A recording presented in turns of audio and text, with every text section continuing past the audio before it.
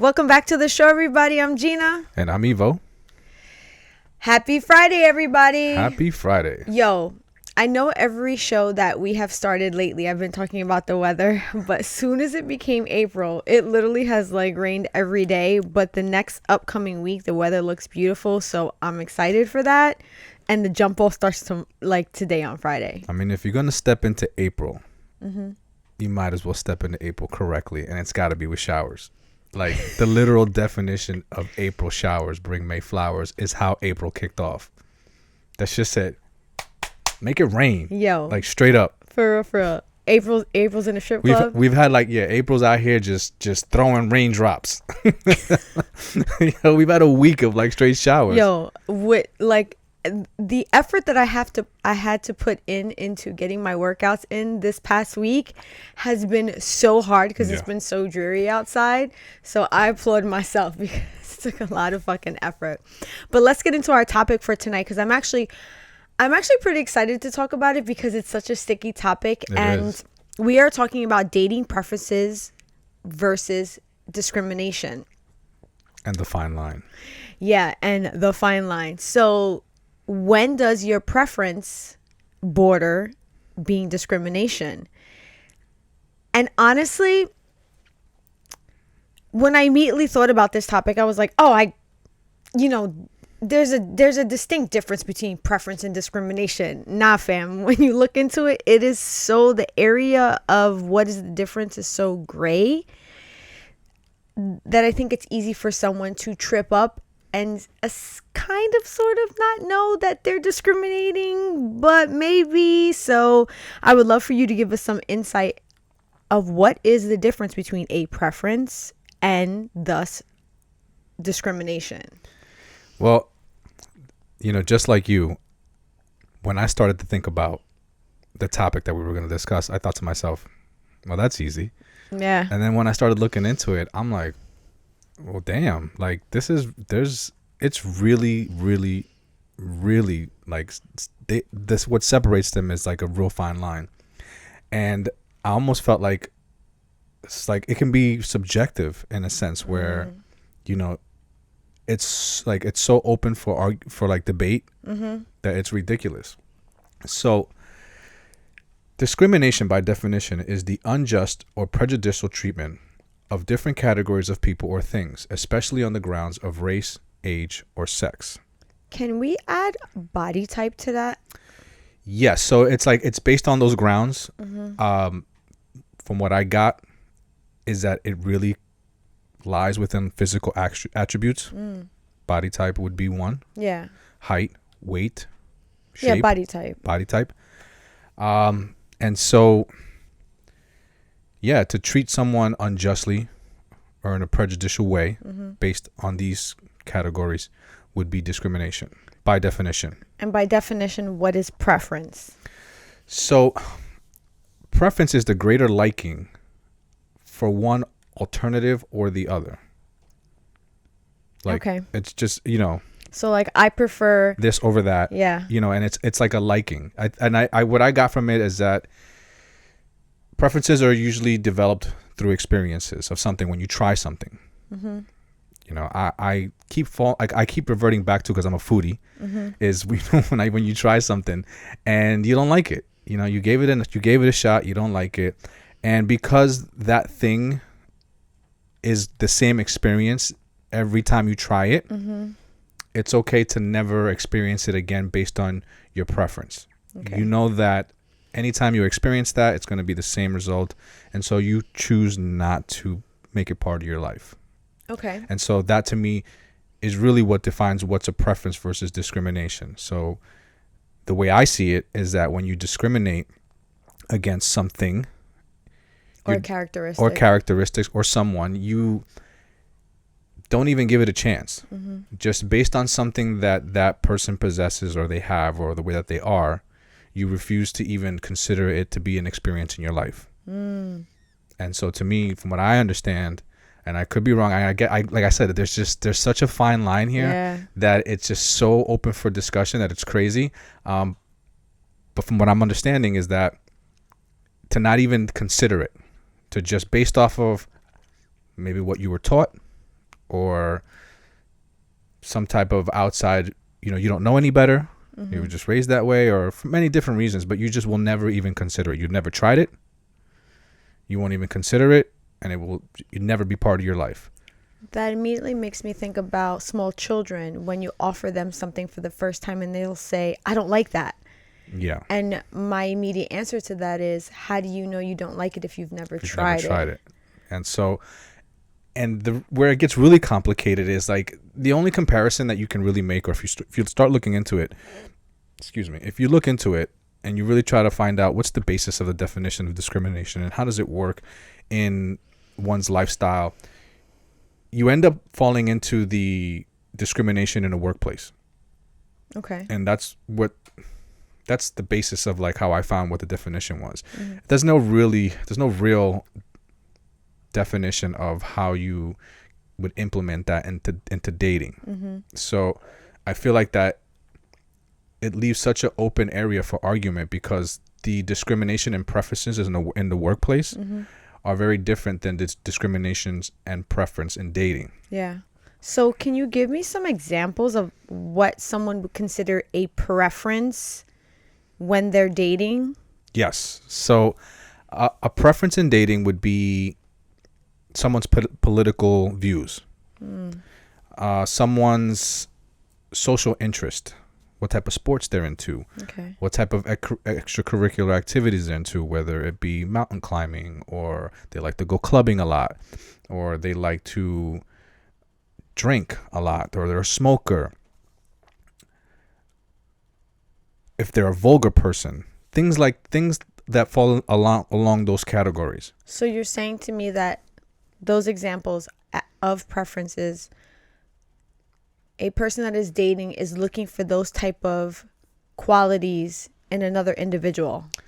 Well, what I'm saying to you is that, like, they would prefer that someone smoked. They would prefer that someone clubbed. They would prefer that someone was into rock climbing. Right. Like these are preferences that a person has that, from the way I see it, really can't be discriminated against, because that person can easily change that about themselves. And so therefore be in a category where they're no longer quote unquote discriminated, if they were being discriminated against. So when you say they prefer, it is their preference, and I'm going to use mountain climbing as one of the examples that you gave. Let's say they're in the dating pool and they come across someone that they are potentially interested in. That person does not mountain climb. If they prefer that they mountain climbed, but they didn't, if they didn't even give that person a shot because of that one particular preference, they are then discriminating against them. So by definition, no. Okay, so before you continue, my second part to that is, if they then give that person a chance and say, it's okay, they don't mountain climb, even though it is my preference, or I prefer that they are into mountain climbing, I still want to get to know this person. I want to still get to know this person. That really falls in line with someone having a preference, but then not discriminating. Yes. But getting back to why I originally said no is because, again, discrimination falls under physical attributes. So to say if, this person is a mountain climber, I can't fuck with them. It's really not discriminating against them, because that's something about that person that they personally chose to have as a preference. That's their preference. And it's not something that is just that it's a physical attribute about them that they didn't choose. That you're choosing not to allow them to be part of your life, or you're choosing not to associate yourself with that person because of something that is just who they are. So to understand what you're saying is, if I was to change that just slightly by saying they had to be a white mountain climber. Yeah.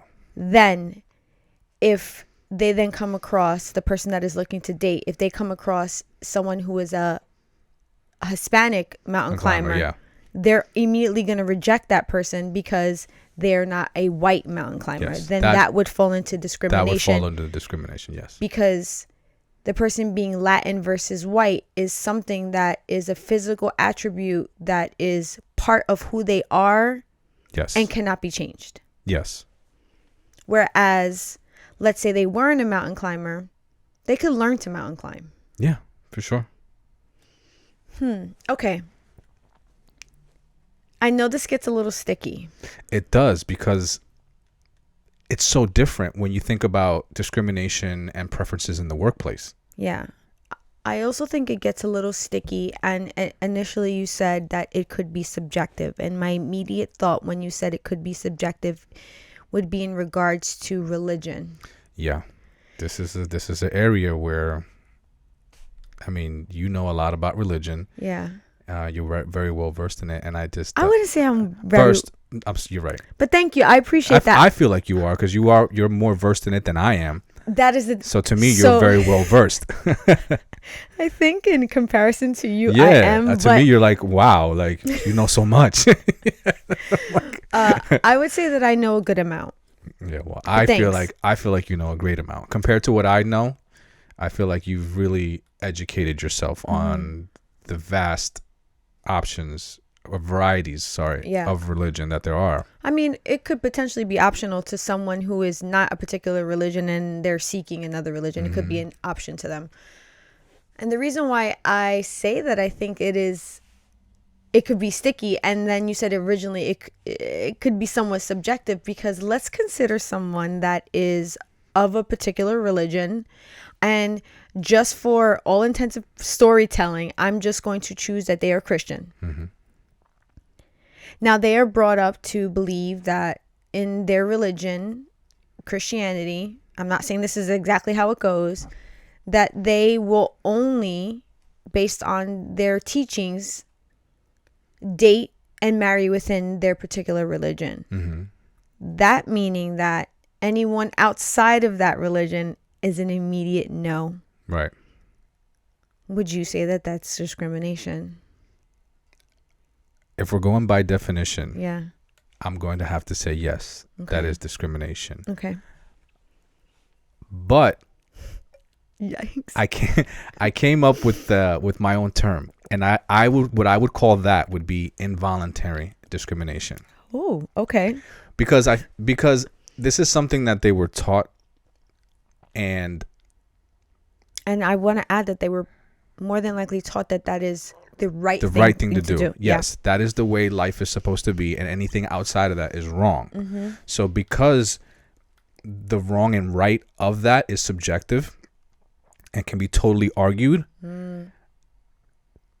if from someone's standpoint where they see that as being wrong, where they see someone dating only within their religion as being wrong, to that person that would be discriminating. This person, they're seeing someone that only dates within their religion because of the way that they were being brought up. If I were that person that I was looking at someone where they only dated within their religion, I might feel like I'm being discriminated against. Because I'm not a certain type of religion, you wouldn't even consider all of the great qualities that I may possess as a person, as someone that may be a match for you. So to me, I could argue that I'm being discriminated against. But for the person that is religious, they see it as this is my religion. I'm just following the rules. And so by definition, it would be, to me, involuntary discrimination, because they're seeing themselves as living, the religious person is seeing themselves as living righteous and just within their religion. But someone on the outside is going to see it totally different. My eyes open when you say that. I saw that, yeah. Yeah, because as you were saying it, I could easily see how that dynamic can turn into a fucking, like a bomb. Yeah. Because you have two people that potentially could strongly believe in their stance and what they're saying. And there's no wavering in that, especially like when it comes to religion. I was raised Catholic, and being part of that religious community, you see a lot of that. You see a lot of things being taught as wrong because it doesn't fit in the dynamic of that particular religion. And that was my first indication that something was wrong. Gina's like, I need options. I was like, are you telling me that I can only marry another Catholic person, and then once I marry that Catholic person, there's no exiting, and if I do, it's blasphemy? I'm gonna push the no button at that point, because I found that to be the mindset behind that for me seemed so opposite of the world, because we are all different. Yeah. So how is it I'm being taught to only stay within the exclusivity of what it is I'm being taught? Right. I was very confused by that You're at a very young age. basically being told that you can only experience a certain portion of the world. Yes. And to go even a little deeper, I'm being told that I only can experience a certain portion of the world that follow the same exact things that I follow. Right. That's the portion that I'm referring to. Yeah. That's the certain portion of the world that you can only experience in the sense of, looking for a mate or a match. What I also think is even more interesting is that there are different denominations of religions, especially Christianity. There are different types. There are, Seventh-day Adventists. There are Baptists. There are, oh God, there are so many. There are too many for me to keep track of. There are, I'm sorry to say it like this, but what are the ones that come knocking on your door? Jehovah's Witness. There are Jehovah's Witness. There are Lutherans. So many different, and within those subsets, you are potentially not supposed to mix either. I want to say that, just in my personal opinion, those are the most committed. Like, to go door to door, like, those are like legit salesmen of like religion. Like, that is the like, who, the only person that does that is somebody that's trying to like sell you something. Oh man. And that takes commitment. Like, there's no commission for Jehovah's Witness. Like, they're not making, they're not making it in monthly quotas. People said there's no commission. And they're going, man. Like, they are that committed where they're just, listen, we're going to go as far as we're going to come to your house. Yo, funny story. You want to know an immediate deterrent of Jehovah's Witness? Invite them in and talk their fucking ear off, because my father did that once. And I remember walking into my house, and in the living room, my dad was sitting on the living room floor talking to these two young Jehovah's Witness, in the white shirt with the black tie. And when I walked in, I must have interrupted the conversation. And the look in these two men's eyes were, save me. Save me. Because if anybody knows my father, he does not shut the fuck up. And it's to the point where you don't get a word in. And the words that you do get in are, yeah, uh-huh, oh my God, that's amazing. And that's it. That's it. And that's it. You are a witness. Like, that's all you can do is when you talk to your dad. You're just a witness. Like, there's no conversation going back and forth. You're just sitting there witnessing this man talk. Like so. Literally, that's what's happening. And when I walked in, the two men were like, you know what? Wow, we've been here a long time. Gotta go. Jehovah's Witness never came to my house ever again. So if you avoid them, they're going to keep coming back. But if you head them face on and like bury them in conversation, they may not come back. Just a piece of advice. I figured I want to throw that out there. So religion is definitely one that I feel like can be really sticky. The other one that I find to be where someone could actually feel like I'm not discriminating is culturally. So the example that I would give is some of the cultures that immigrate to this country that come from other countries. And when they come here, and I'm going to use Indian as an example. Yeah. And I have come across, based on the area that we lived in, many Indians that come to this country, and then they will only continue to date within their own culture because of what they were taught from the country that the country and the beliefs that they originally came from. If I feel like, and tell me what you think about this, if you sat down with someone in that situation where they've immigrated from another country and they're choosing to only then date within their original cultural experience from the country that they came from, if you sat down and said to them, hey, the fact that you're not giving any other woman or man a chance, you're discriminating, do you think that they would argue that with you? I think, yeah, of course they would. They would find it probably offensive that you're questioning their way of life and even remotely trying to paint it as wrong. Yeah. You definitely may see there's going to be some type of backlash, I think. But at the same time, Do you think you can't blame them. You can't blame somebody like that, because you don't know what you don't know. It's like, how do you know you're doing something that someone else perceives as wrong if you don't really know that it's wrong to begin with? Or if you didn't even, so that's again, so like, all right, I may not think something's offensive to you, right? I may not think saying, like, okay, so I may not think that cursing is offensive or wrong. You may think that it is.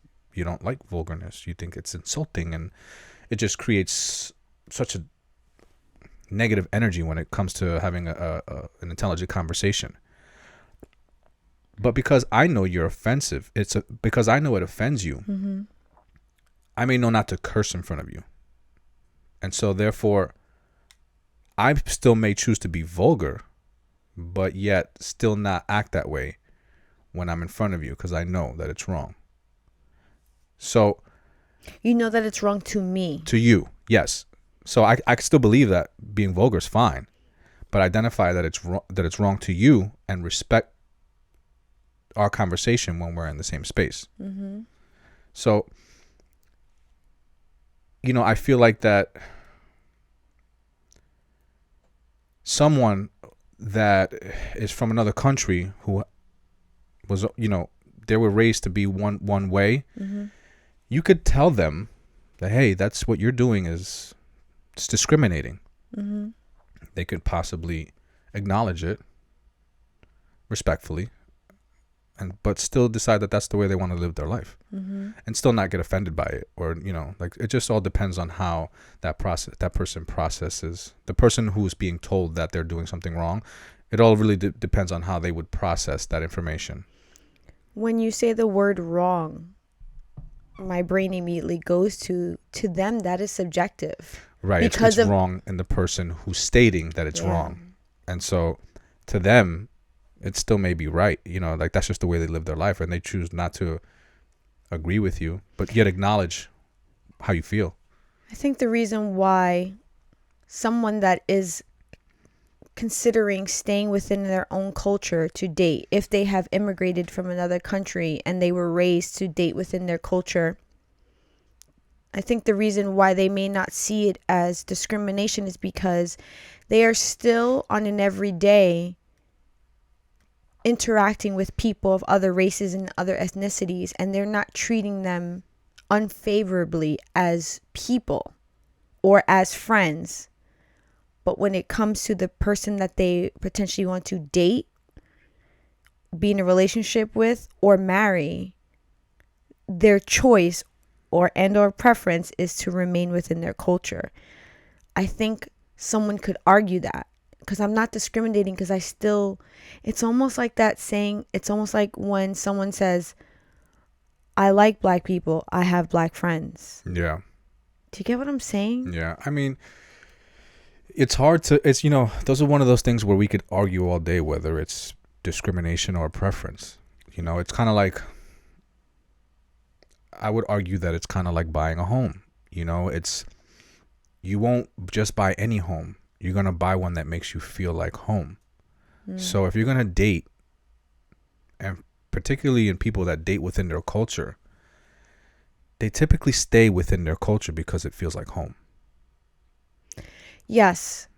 So there is some science behind that, though. People will tend to date or seek out a partner of some sort that is similar to them in the sense of their physical attributes. It may be something like the person that they're attracted to reminds them of women from their village or men from, where they originally came from. Yeah. And they may have similar features. That is actually proven. And when I think about that, I think about it in two aspects. Number one is when you said you buy a house, that's the example that you used. When you buy a house, you buy the house that feels like home. Yeah. And when we first walked into our home, I fell in love with this house immediately. And it didn't dawn on me until almost a year into living here that this house was my grandmother's house, in essence. Yeah. One day I was coming down the stairs and it was snowing outside. And I remember as a young girl, the way that my grandmother's house was set up was there were stairs that led directly into the front door, and I would slide down those stairs. And I remember one time doing it when it was snowing. And that morning when I came down the stairs and it was snowing, it clicked for me because the layout was almost identical. And I was like, holy shit. Fucking bought my grandmother's house. Didn't even realize that I did that. But it was that click for me. It was home to me. Yeah. The second example I have is you. How many times do I joke with you that I say that I married my father? Yeah. It's become more than a joke. I feel like that's just what it's become. But am I wrong in saying that? No, I mean, I can see several similarities between your father and I. And it's not even, you don't look like him. No, we don't. But we live similar lifestyles. Yeah. Or he's the good parts. The good parts, yeah. Yeah. As far as like the business that we've chose to be in, as far as, we're both owner operators of our own businesses. And we both worked in the auto industry, so yeah, a lot of the clothes that I've worn at one point, I reminded you of some of the things that you would see your father walking out the door in the morning wearing to work, some of the uniforms and things like that. So yeah, I think it's actually kind of feels creepy. like home. Yeah, it definitely does feel. It definitely feels like the good parts of home. Yeah. When talking about family, though, I think dating preferences that then potentially can turn into discrimination are bred in families. Yeah. And I have an experience with that within my own family. When you are Hispanic, there a lot of times can be things that are taught to young women and young men about the type of person that you should be bringing home when you are Hispanic. Yeah.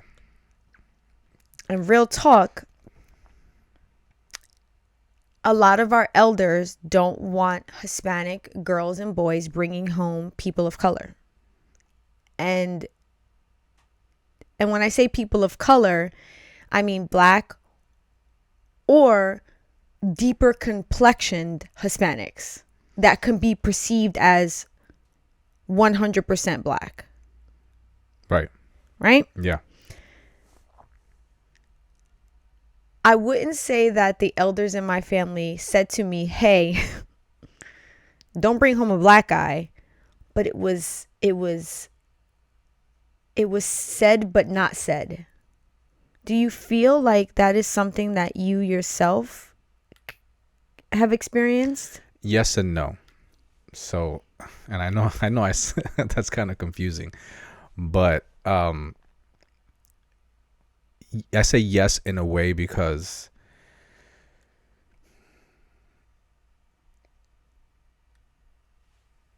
so my father was very vocal to me about certain people that he didn't want in our house.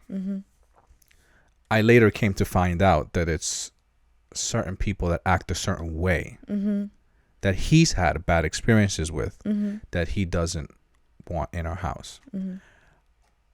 Because I eventually found out that my dad had many friends of many different nationalities and skin colors that he considered dear friends.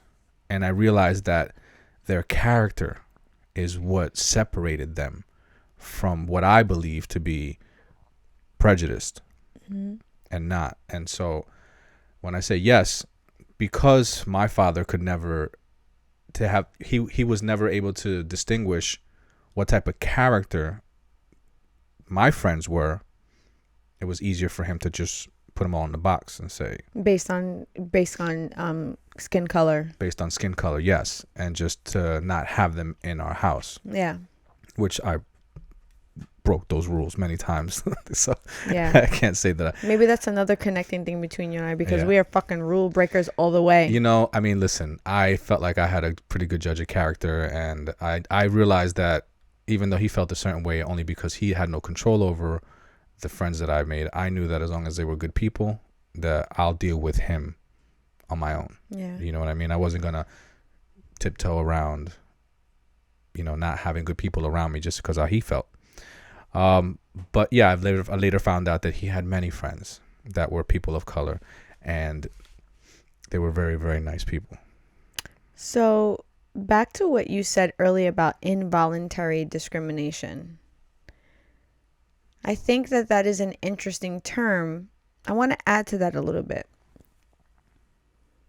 Even though voluntary discrimination is something where that obviously means that the person is aware that they're discriminating, I think sometimes it can come from a place of fear and wanting to be seen as a good person. And what I mean by that is, when you were taught in your family to not date outside of your race, culture, or religion, when you are going out there, because if you live in America, it's depending on where you live, it's kind of hard not to come across someone that is not of the same race, religion, or ethnicity as you. And let's say you come across an individual that is interested in you, but you know you cannot bring that person home because you are going to face backlash from your family. They're not going to be accepting. We just saw this play out in The Marvelous Mrs. Maisel. Yeah. Where the one son was very afraid to bring home his now Chinese girlfriend, and he was Jewish. Right. Because he knew that his family would not be acceptant of her just because she was Chinese. Yeah. Well, especially his mother. Yeah. And I feel like there are many young people that will discriminate other races and other religions and other cultures because they almost have no choice but to. And it sucks because, and I say no choice because sometimes if you're living in your parents' house and they're putting a roof over your head. Their house, their rules. Yeah. I say you have no choice because let's say they're paying for your education or they're paying for your way of life.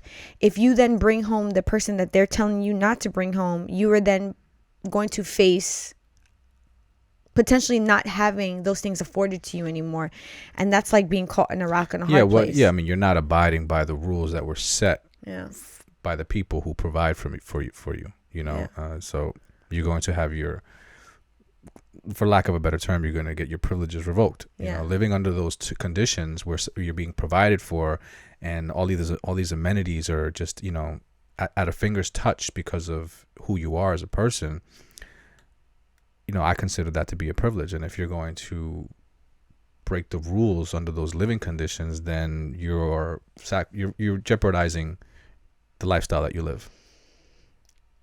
Can you see though how it could be very hard for someone in that situation where they are being taken care of by their parents? They're a young person, they're in college or whatever it is, and they then come across someone that does not fit the criteria that their parents want, and they have to immediately reject them because of that. This is why I feel that discrimination is so wrong, and even when it's involuntary, because I feel that in the situation of the marvelous Mrs. Maisel, love knows no leaps and bounds. There's no barriers. Once you fall in love, people will throw it all away for that love. And so I feel that connection will tear anything down. Any type of, there's I mean, there's countless stories of people who have grown up under the confines of what their cultural beliefs are, and then meet somebody outside of those that cultural upbringing, and everything that they learned in life means nothing because of how powerful of a connection that they have with somebody that they met.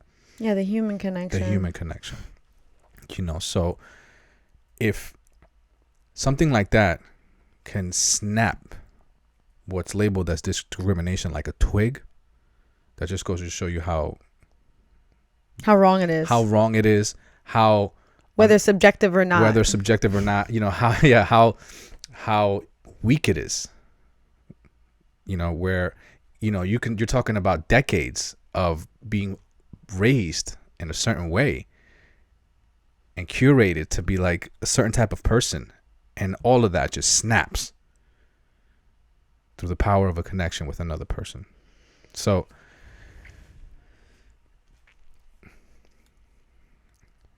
yeah, this is why I say, like, it's just it could be argued in so many different ways why it's wrong and why it's right. But if you don't know, going back to what I was saying, is if you don't know what you don't know, and until you have experienced something outside of what you believe, then you're just going to stay within that. I used to be like that. We were talking about this before. Where How so? Well, I used to discriminate when I was a teenager and when I was dating. I had physical attributes and preferences that if a girl didn't possess these attributes or didn't come from, some type of social circle or status, I didn't want nothing to do with her. And I ended up looking what they would call looking for love in all the wrong places. I knew that I wanted to be serious in a relationship, but I was, because of what I wanted and in a partner, I was never really finding what I needed in a partner. Well, because you were, and correct me if I'm wrong, you were chasing attributes versus the depth of the person. I was chasing attributes and the depth of the person, but there was also something about myself that I didn't realize. There was a void that I had as a person that I was looking to fill that I didn't even know I needed filling. Which was? And that void had something to do with my upbringing and me not being raised by my parents per se. Like I was with my parents up until a certain age, 5 years old. And then I went to go live in Dominican Republic with my uncle and my aunt and my grandmother. So no mother, no father from the age of 5. And so, obviously from up until 4 years old, there's no real memories, like vivid memories. It's usually like from 4 and on. So I don't really have a lot of vivid memories of like the nurturing connection that a child would have with their mother. So there was a void that I had inside of not having an experience of having a nurturing mother in my life. My mother was a great person and was very supportive in many ways, but that bond that a child has with their mother and their father growing up and all those nurturing moments, unfortunately they weren't there for me. So growing up as a teenager, when I was dating, I didn't know that such a characteristic from a woman or a girl would strike me in the way that it did. So many years of chasing these physical attributes that I thought I wanted, that I was attracted to, and feeling still left empty inside. In the end, I ended up dating a girl who had a kid. She had a son, and it was her nurturing characteristic that she had as a mother that hit me. It was just so refreshing. Like, it just to see her be that way with her son and with me. She was very nurturing to me, and so these are emotions and experiences that I hadn't experienced or didn't have enough of as a kid. Yeah. So I sucked it up like a sponge. Yeah. And so that's when I realized that I was discriminating. So if you had a kid, no. If you had baby father drama, no. That was my that was my thing. And so I was actually discriminating against a woman like that. Yeah. Meanwhile, a lot of the girls that you were dating and chasing, They were very problematic, those situations. Very problematic. Yeah. Don't never trust a big butt and a smile. At least for me, that was my takeaway. So when Evo saw me, he said, "Little titties, little butt." Nah, it wasn't even like that. I'm just saying, like, and she got a baby. Those are the ones that usually got me. You know, they brought a lot of problems. You know. No, I know. A funny story too, because when you and I started dating, and I had seen your past girlfriends, I was like, are you sure you want to date me? Because I don't look like any of those girls. Yo, let me tell you something. After that, I realized that all that shit that I had written on the whiteboard as must have, all that shit got erased. Yeah. I'm talking about, I went back to the drawing board of what was important and what's not important and what it is that I should be open to and receptive to. Like, I restructured everything. Like, I had to realign myself. And it was at that point that I realized that I was discriminating against a certain group of women just based on some of their attributes and what they possessed as a person, and not their physical attributes. Yes, but it was just their overall dynamic as a woman, and whether like she was a single mother. Yes. And so that was something that up until that point, I stayed away from. And I don't remember exactly what it was that created like the actual start of the chemistry, but I just remember the moment that I saw her and the nurturing side of her. It was like something hit, and I wanted more of it. Yeah, and I felt at home, like I felt good to be around that type of person. So, that's my story and my aha moment where I realized something about myself that I wasn't doing, and it's because I was like that. I was robbing myself of opportunities that were out there to make me happy. And that was the first step in the right direction, because eventually we ended up together. Yeah. And you were the second person that I dated in my life who had children. Yeah. And the feeling was just the same. It was like the start of that took off. I mean, seeing you and the way that you acted with your children, that was the first time in my life I ever looked at anybody and said, I want that to be the mother of my children. Yeah. The first time ever. And I'm sorry if any of you out there, if I dated you, if you weren't the one that I thought this about, but you were the first person that I ever, and I mean, I felt it with like deep within that. That's the mother of my children right there. I don't think, and thank you for that. And I don't think that any woman that you have dated previously that you didn't consider them to, you and I started dating. We were young. We were only 25. We were pretty young, yeah. So I think anything before that is kind of like, you still testing the waters type shit. Listen, I was testing the waters, but a lot of these relationships that I was in, like there was talks about marriage and stuff like that. I would clam up. I would turn into Silent Bob. Like you would. That's interesting. My eyes would rise up, and there was no dialogue that went back and forth whenever those topics came up. It was just a head nod. Yeah, what's interesting? Tightening of the bottom lip. What I find interesting about you saying that at once upon a time you were discriminating, I consider myself to be somewhat of the polar opposite of that. I literally dated everything and anything. I dated all races, all ethnicities, body types. I just was kind of like all over the place, and I found so many different types of young men attractive. I don't even know where the fuck that came from, but I found Asian attractive, black attractive, Latin attractive, white attractive. When I tell you I've literally dated tall, short, overweight, I've been there. What was interesting about that for me is that because I dated so many different people of so many different backgrounds, it kind of helped me narrow in what I then actually preferred. Mm-hmm. But that didn't mean that once I started to figure out what I preferred and what I needed in my life, I then shut out other people that approached me. I think what it helped me understand was the things that I found in other people that were negative in them, that when I saw it in someone else, I was like, ooh, that's a red flag. I've experienced that with someone else, and because of that experience, I can see that potential behavior in you. I would still give people somewhat of a chance. But there's no discriminating in that. That's just you becoming wiser. Yeah, I know. So I think what I'm getting at is, can you see how that helped me refine my overall end selection? Yeah, absolutely. I mean, I used to do the same thing where I would take all of the bad from the previous relationships, leave it behind, and package up all the good in a box and take it with me to the next one and try to like, set that down, open that up, and build off of that into the next relationship.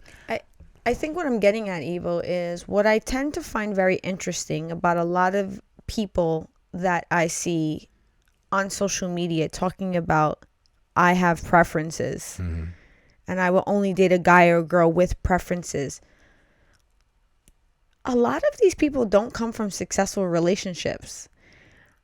I feel like because they are chasing these attributes that they think are going to make a successful relationship, and it's lacking the true depth between the two people that will then create the longevity for a happy and harmonious and joyful relationship. Whereas and I'm not trying to say that I'm perfect, I did this without knowing because I was young. Because I dated people from so many different backgrounds, and I didn't limit myself and say, oh, I won't date him because he's white or black or whatever. It exposed me to so many different things that it helped me understand what I didn't like and what was best suited for me. Whereas I think when people immediately say, oh, I won't do that no matter what, they are minimizing the chances of finding true happiness because they're not even tasting anything else that is outside of that list of preferences. Yeah. I mean, I think it's important to determine your level of happiness that you're going to achieve with someone is largely based on how deep you're going to allow them to touch you.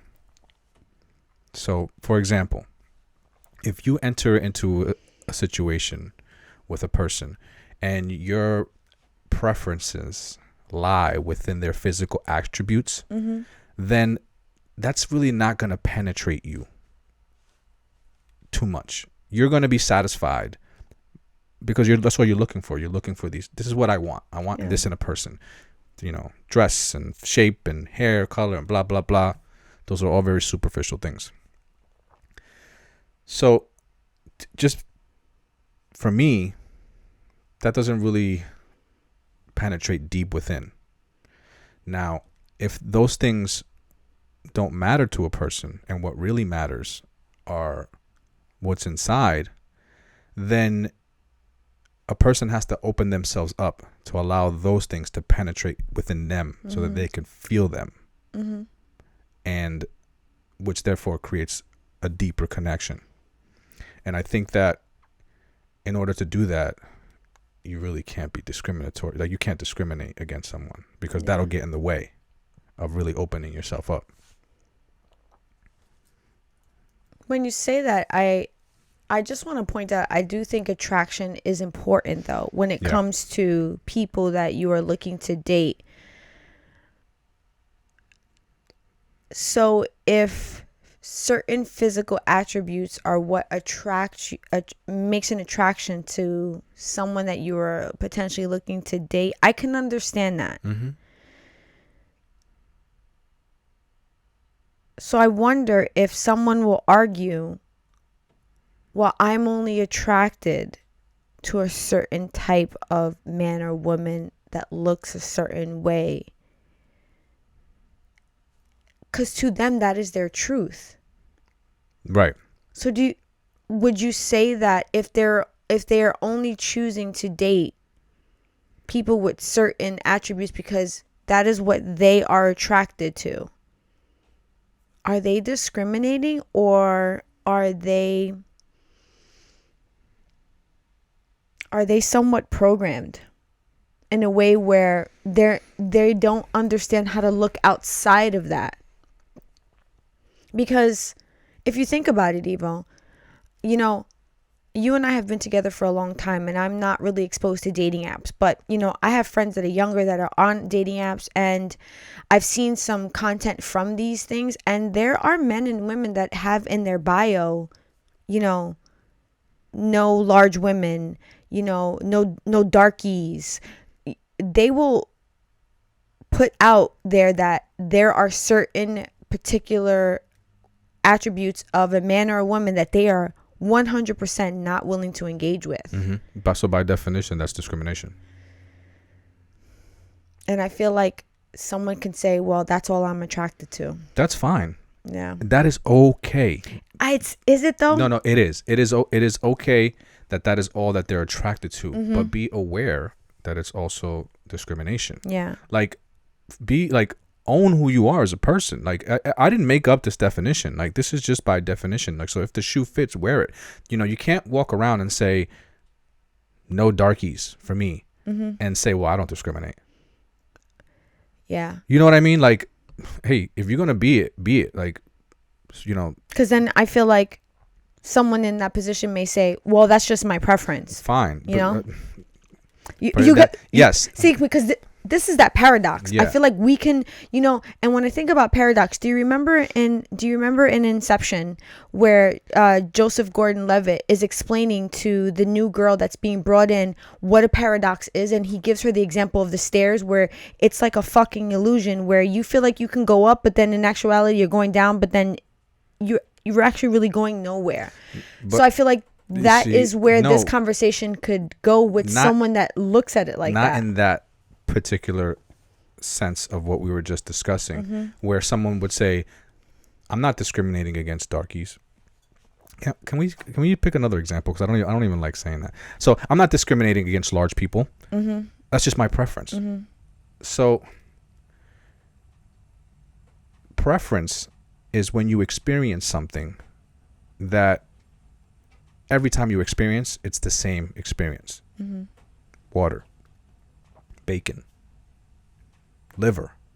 I mean, what I'm saying is that water is not always the same. What I'm saying, I get you. It's the same experience. Yeah. So to say that I prefer not to drink water, that is a preference because you've tried it, you were open to it, don't like the experience, and at any time you ever, you know, experience it again, you know you're not gonna like it. So that's okay to just rule that out of your life. So then, but to say that every person who is large is the same experience, that's no.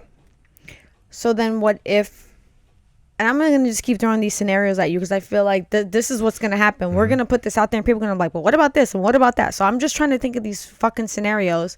So what if a man, let's say, or a woman dates large people, they've dated several, and every time they've dated them, they've had a bad experience. And then they turn around one day and say, never fucking again. So I'm never going to date a large person again. I'm done. So I would have to ask, and this is very important, because there was something about those large people that made you not want to date them. It wasn't the fact that they were large. It was something about them. So it's not that they're large. Yo, talk about it, Evo. So but now there could be something else, right? So, and I'm really trying to like make up a reason why, like, one could say they would never date a large person ever again because it's the same experience every single time. I'll give you an example that we've heard this argument several times where someone would say, I'll never date someone with children because when I did, there was a lot of drama with the absentee parent. Right. But so I would argue that if you met someone and they had children, but at first you didn't know because they were very selective about who they let know about if they had children. Let's say several months went by and you really clicked with this person. There was something there that you've been looking for deep and down for a long time, and it happened. And then all of a sudden you find out that this person has kids. And do you fucking exit stage left? Do you exit stage left, or do you look at yourself in the mirror and say, you know, I've done this a couple times, but this one feels different. Then it's not the kids. Yeah, because a lot of people will say, I won't date someone with XYZ because I've experienced drama Yes. with that particular Yes. subset of person. But to say that you'll never give someone that falls in that category a chance ever again, then what you're saying is that even though this is a different person, I'm expecting the experience to be exactly the same. Yeah. What I would say to that person is that, and this is my personal opinion again, but I feel very strongly about this, is that the risk is always worth the reward when it's in the pursuit of happiness. Yeah. If you've dated 5, 6, 7, 8 people with kids and it's been the same experience every time, drama, but you've taken these chances in the pursuit of happiness, then taking another chance and achieving that will be so worth every single risk you've ever taken in your life. And that's what I've learned. My friends would call me, at one point in my life, a serial dater, because I knew what I was looking for. I was in the pursuit of it, and I was relentless about finding it. And I would date, and it turned out to be an unsuccessful relationship. And within 2 or 3 months, I was, dusting myself off and in another relationship. Yeah. And my friends would be like, bro, like another one? And I'm like, yeah, like forget that one. Evil fucking DJ Khaled out this bitch. Another one. And like I would literally just brush it off. Like it was something that they were so mind blown by, because people, when they put a lot into a relationship and it just doesn't work out, it takes a lot out of them, and it takes a lot for them to gather themselves back up and even consider dating again. It really affects people like that.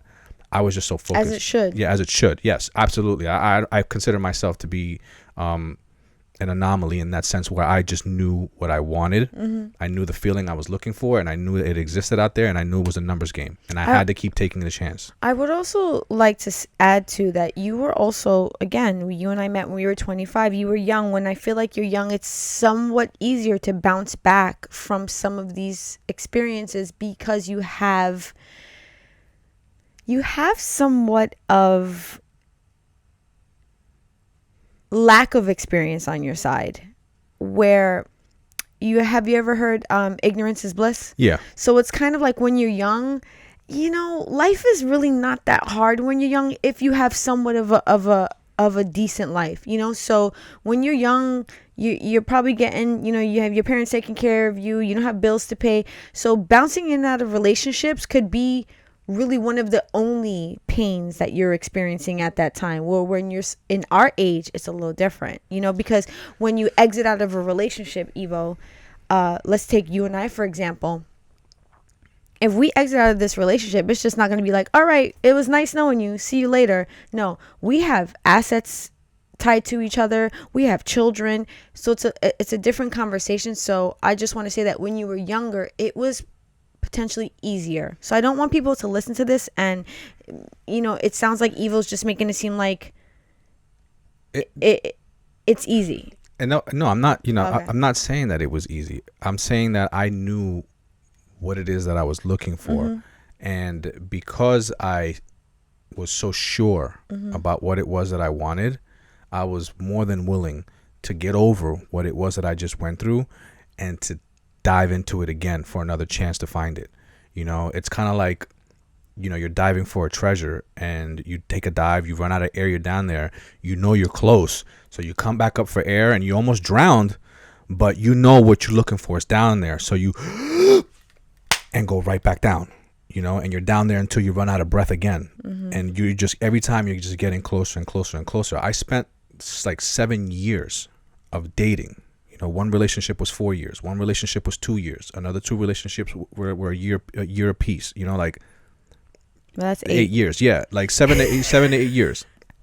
Evil saying that, I'm like doing the math. And so that's a lot for some people. Yeah. And sure. I would, literally, my relationships were no less than a year. And to spend a year with somebody, and then 2 months later you're out looking for the next person, like, to some people that's a little crazy. Yeah, because Like I wasn't to be like, in comparison to me, yeah, it is different. I wasn't like, oh, on this relationship thing, I'm giving it a break. I want to date, you know, like I'm not taking nothing serious, blah blah. No, I was like, who's next? Yeah. You know, so for me, I would always say that the risk is always worth the reward when it comes to taking those chances, you know. I actually think that that's a great way to end this conversation. All right. Yeah, I mean that, you know. That's one of Evo's profound My quotes. my philosophies. Yes. Even though that's not my philosophy, but it's something that I've lived by. Yeah. I just want to say that I appreciate your vulnerability in this conversation, because you shared a story about at one time being someone that discriminated. Some people will not admit to something like that. Yeah. You know? So I appreciate that. Thank you. Yeah. It takes a lot of self-reflecting and being comfortable with the person who you see in the mirror and evolving from that person. Correct. I would 1000% agree. Yeah. I want to thank everybody for joining us today, whether you are listening, whether you are watching. We are now available on basically all streaming platforms when it comes to being able to listen to us. Just pick one. Yeah, so you could hear us on Spotify, you could hear us on Apple, you could hear us on Google, and you can hear us on Amazon, or if you prefer, you could watch us on YouTube. And for the most part, all of these platforms have somewhat of a free version, so you could listen to us for free with no membership, but you may get a couple ads. But I think we're worth it. Yeah, absolutely. Right? We hope that you took away something. You know, if I could say that, you know, 1, 2, 3 people were inspired and motivated by some of the stories that we were sharing, then to me, that's worth everything. It's all worth it. It's all worth everything. But until next time, ladies and gentlemen, peace out. Peace out.